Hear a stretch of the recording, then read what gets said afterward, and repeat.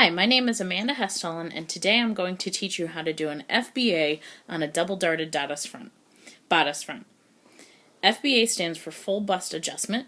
It's what you have to do on a pattern if you're fitting somebody who has larger than a B-cup bodice. All patterns are drafted for a B-cup, and if you have larger than a B-cup, you need extra circumference just around the bust area, usually not everywhere else. So an FBA adds only circumference around the bust area of a bodice. There are a couple things that you need to do an FBA properly. You need a traced copy of your bodice front, along with both darts and the apex marked. This is a smaller, probably 1/4 size version. I'm just working on so you can see it easier. You need some tape, you need some pattern weights, you need some pens and pencils. Colors usually are pretty helpful. You need some paper of a similar weight. A different color is helpful the first time that you do this. A ruler, a grid ruler is even better, and a pair of scissors. Alright, so step one on an FBA is to make sure, or is to start by drawing a line perpendicular to center front through the waist dart to the apex. Then you need to draw a line through the center of the bust dart to the apex. And you need to draw a line from the apex to about 1/3 of the way up the arm's eye. And the last line you need to draw needs to be perpendicular to center front, about 2 inches up. It doesn't really matter, just a little up from the bottom. So the new red lines are the lines that you have to draw to do an FBA. That's where we're going to slash and spread. Next step is to cut up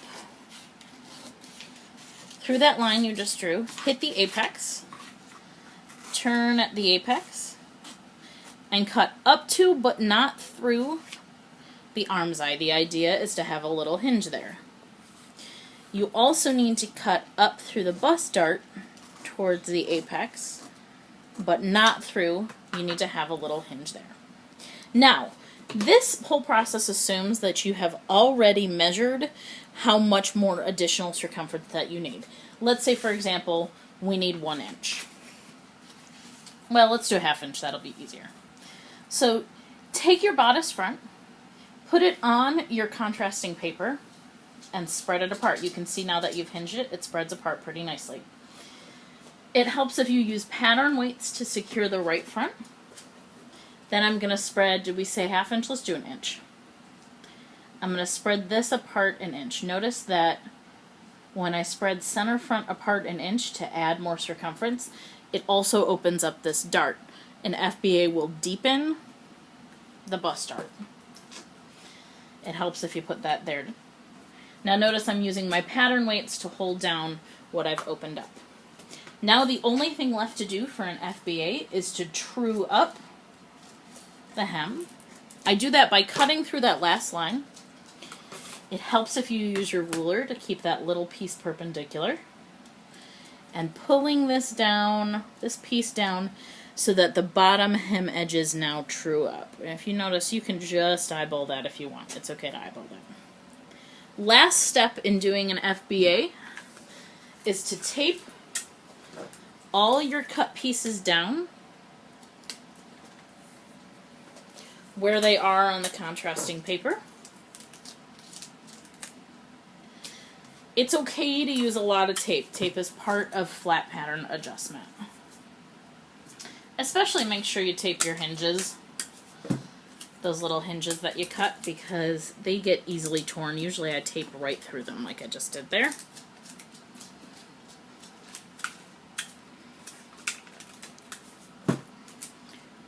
Once all your new pieces are taped down, you can take your weights off, cut around your new bodice front,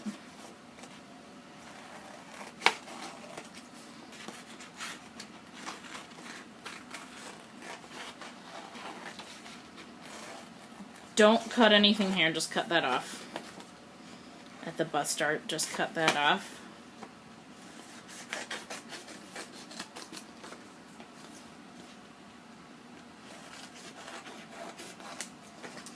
And then in order to true up the dart extension so you don't have a big giant hole, just fold the dart as if to sew and trim off that new extension.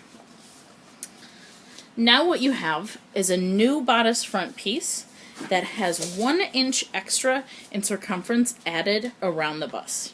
This FBA also increases the length of your pattern, which you need to accommodate for the extra circumference. When you think about you need extra length to also go over that bust. And it deepens the bust dart. And it also widens the waist dart. You can leave this waist dart widened. You can not sew it as deep. That's your choice depending on the look you want. And that's how to do an FBA.